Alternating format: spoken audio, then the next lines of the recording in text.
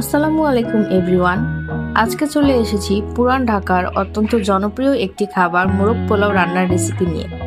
অনেকেই অনেকভাবে মোরগ পোলাও রান্না করে থাকে, তবে আমি আজকে চেষ্টা করব সবচেয়ে সহজ এবং কম সময়ের মধ্যে কিভাবে মোরগ পোলাও রান্না করা যায় সেটি আপনাদের দেখানোর জন্য। চলুন তাহলে কথা না বাড়িয়ে মূল রেসিপিতে চলে যাওয়া যাক।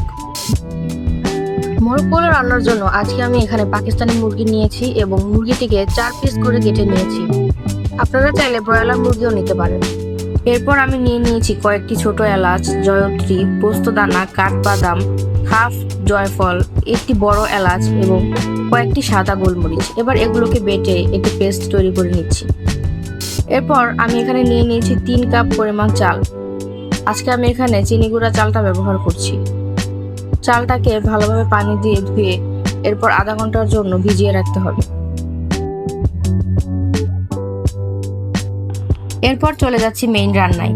একটি প্যান বসিয়ে দিয়েছি এবং এতে দিয়ে দিচ্ছি তেল এবং ঘি।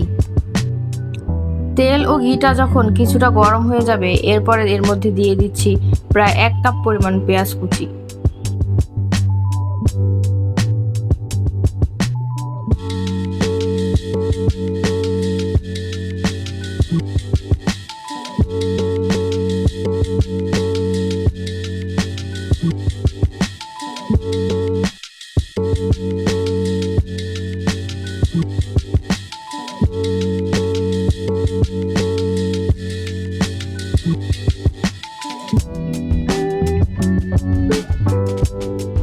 পেঁয়াজটা ভালোভাবে নেড়েচেড়ে লাইট গোল্ডেন করে ভেজে নিতে হবে।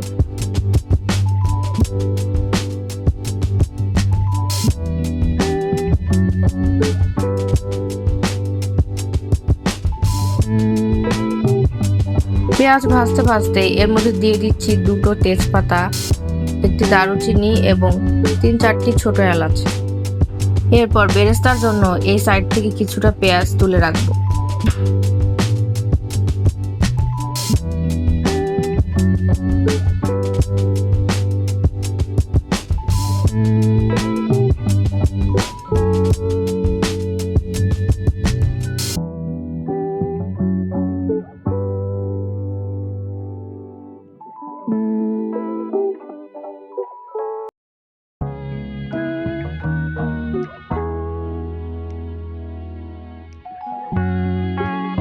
এরপর বাকি যে পেঁয়াজ রয়েছে এর মধ্যে আমি দিয়ে দিচ্ছি আদা বাটা এবং রসুন বাটা 2 টেবিল চামচ পরিমাণ।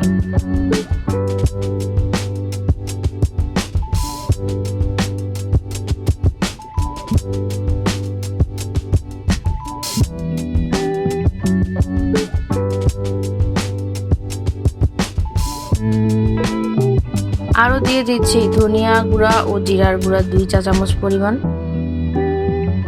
দিয়ে দিচ্ছি সেই বেটে রাখা মশলা। এরপর কিছুক্ষণ ভালোভাবে নাড়াচাড়া করে আদা রসুন এবং সেই বাটা মশলাটা তেলের সাথে ভালোভাবে মিশিয়ে নিতে হবে।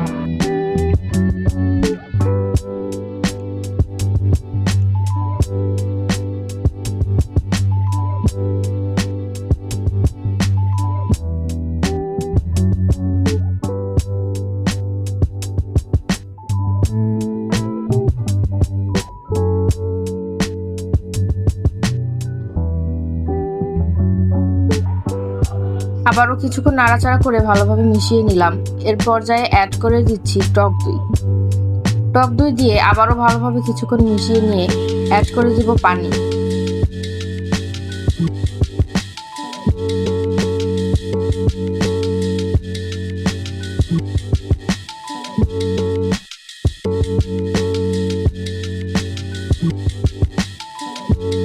মশলা কষানোর জন্য পরিমাণ মতো পানি দিয়ে দিচ্ছি। যে বাটিতে টক দই রাখা ছিল সেই বাটিটা ধুয়ে আমি কিছুটা পরিমাণ পানি অ্যাড করে দিচ্ছি। এরপর আমি অ্যাড করে দিব স্বাদ মতো লবণ।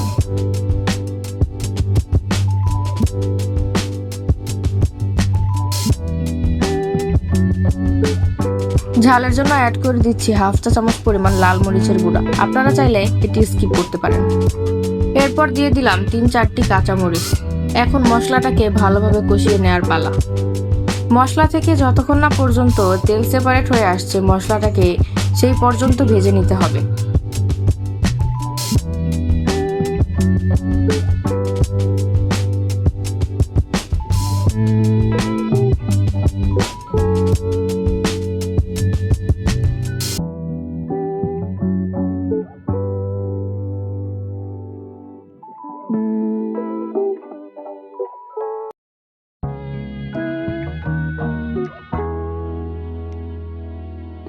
দেখতেই পাচ্ছেন মশলাটা কিন্তু কষানো হয়ে গেছে এবং উপর থেকে তেল ভেসে এসেছে। এরপর অ্যাড করে দিচ্ছি চিকেনটা দিয়ে আরো কিছুক্ষণ সময় ভালোভাবে নাড়াচাড়া করে কষিয়ে নিতে হবে।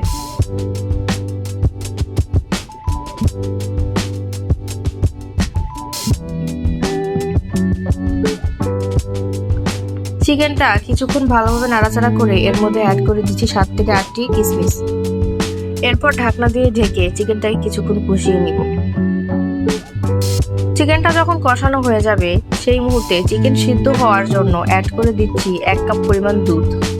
আপনারা চাইলে এখানে পানিও ব্যবহার করতে পারেন, তবে দুধ ব্যবহার করলে এই মোরগ পোলাওর টেস্টটা কিন্তু খুবই ভালো আসে।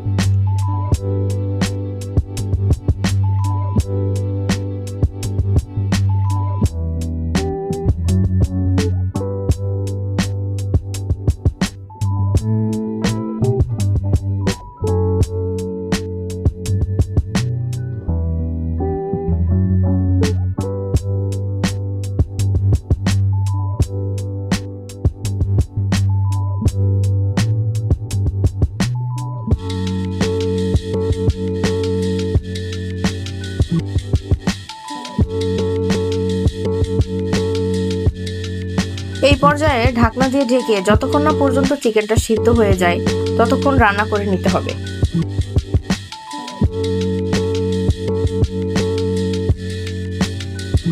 চিকেনটা রান্না করে নিয়েছি এবং দেখতেই পাচ্ছেন চিকেনটা কিন্তু সিদ্ধ হয়ে গেছে। এখন আমি মশলা থেকে চিকেনগুলো তুলে নিব।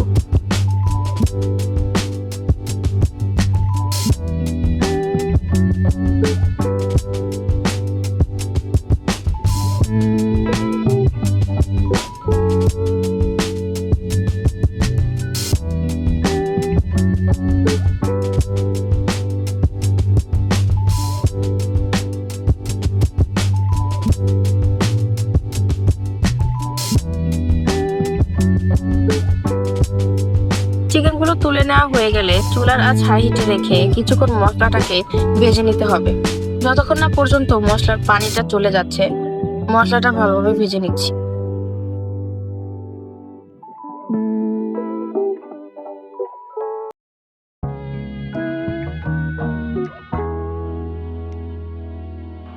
মশলাটা ভাজা হয়ে গিয়েছে।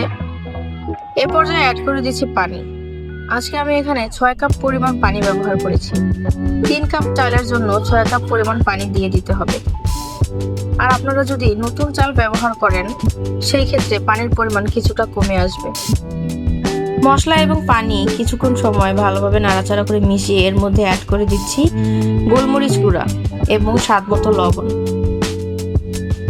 এরপর ঢাকনা দিয়ে ঢেকে অপেক্ষা করব পানিতে বলক চলে আসা পর্যন্ত।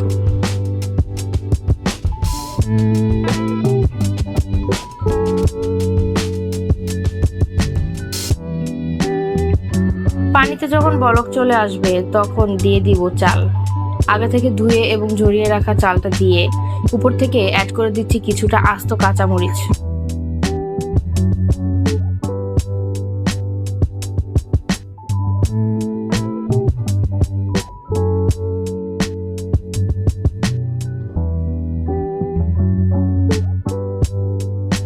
এখন ঢাকনা দিয়ে ঢেকে পোলাওটা রান্না করে নিব। চলে আসলাম 5 মিনিট পর। দেখতেই পাচ্ছেন চালটা কিন্তু অনেকখানি পানি টেনে নিয়েছে। এই পর্যায়ে আগে থেকে রান্না করে রাখা সেই চিকেনটা অ্যাড করে দিতে হবে।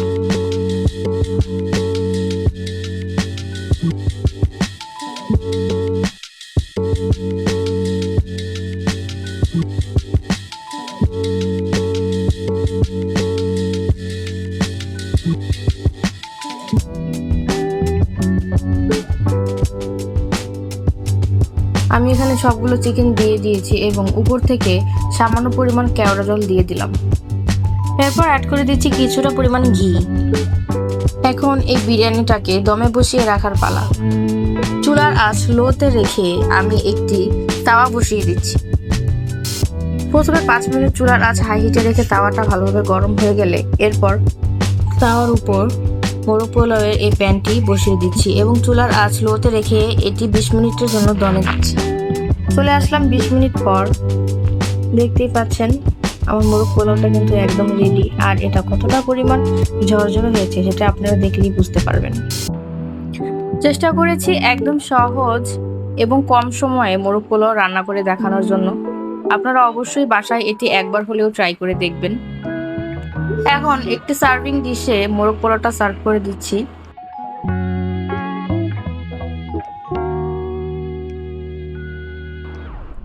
আমি এটাকে উপর থেকে কিছুটা পেঁয়াজের বেরেস্তা দিয়ে সার্ভ করে নিয়েছি, আর ডেকোরেশনের জন্য দিয়ে দিয়েছি কয়েকটি কাঁচা পেঁয়াজ।